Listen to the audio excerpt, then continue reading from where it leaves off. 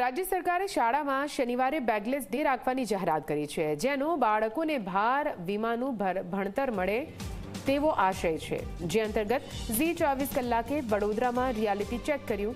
Reality ચેકમાં જોવા મળ્યું કે વડોદરામાં સરકારના નિર્ણયનું નથી થઈ રહ્યું કોઈપણ પ્રકારનું પાલન।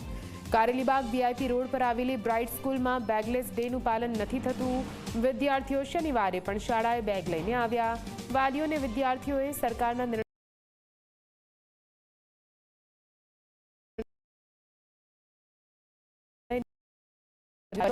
આચાર્યનો દાવો જ મોટી વાત એ છે કે વડોદરા શિક્ષણ સમિતિ સંચાલિત શાળાઓમાં આજે બેગલેસ ડે અમલમાં મૂકવામાં આવ્યો હતો, પરંતુ આ શાળામાં અમલ નથી કરવામાં આવ્યો। શું ડીઈઓ મહેશ પાંડેની શાળાઓ પર પકડ ન હોવાના કારણે સ્કૂલ સંચાલકો આ રીતે બેફામ બન્યા છે તે સવાલ ઉઠે। સરકારના પરિપત્રનો અમલ કરવામાં ઢીલ કેમ કરવામાં આવી તે સવાલ પણ ઉઠી રહ્યો છે।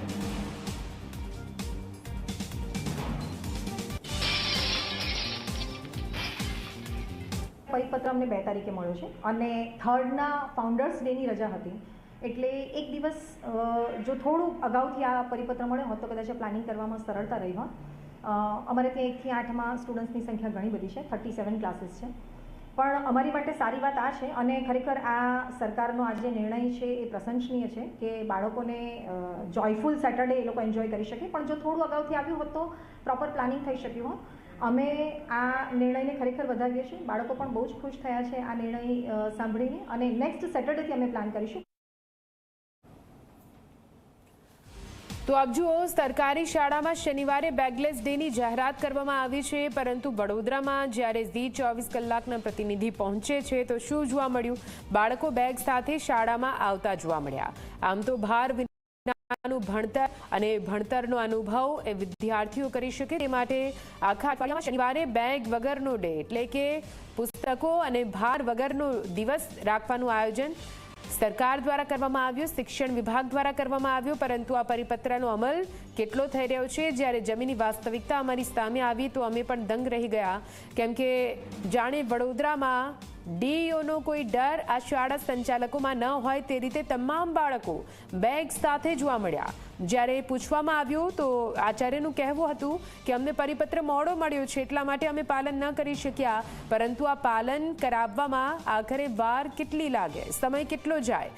પરિપત્રની અમલવારીને લઈને ઉઠી રહ્યા છે સવાલ, કેમ કે વડોદરામાં ઘણી શાળાઓમાંથી આ જ પ્રકારના દ્રશ્યો સામે આવી રહ્યા છે।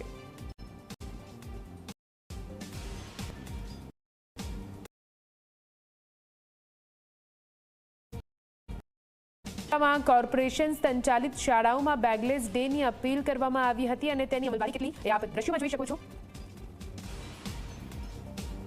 તો આપને જણાવી દઈએ, ગુજરાતની તમામ શાળાઓ જેમાં સરકારી, અર્ધ સરકારી તેમજ પ્રાઇવેટ એટલે કે ખાનગી શાળાઓને પણ અપીલ કરવામાં આવી હતી કે બાળકો ભાર વિનાનું ભણતર ભણી શકે। અને હાલ તો મોટા સમાચાર સામે આવી રહ્યા છે। મોટા સમાચાર આ જ મામલે, જ્યાં વડોદરામાં શિક્ષણાધિકારી મીટિંગમાં વ્યસ્ત છે। જી હા, શિક્ષણાધિકારી બેઠકોમાં વ્યસ્ત છે। વડોદરામાં સરકારના પરિપત્રનું પાલન નથી થયું અને અહીંયા મીટિંગમાં વ્યસ્ત છે શિક્ષણાધિકારી।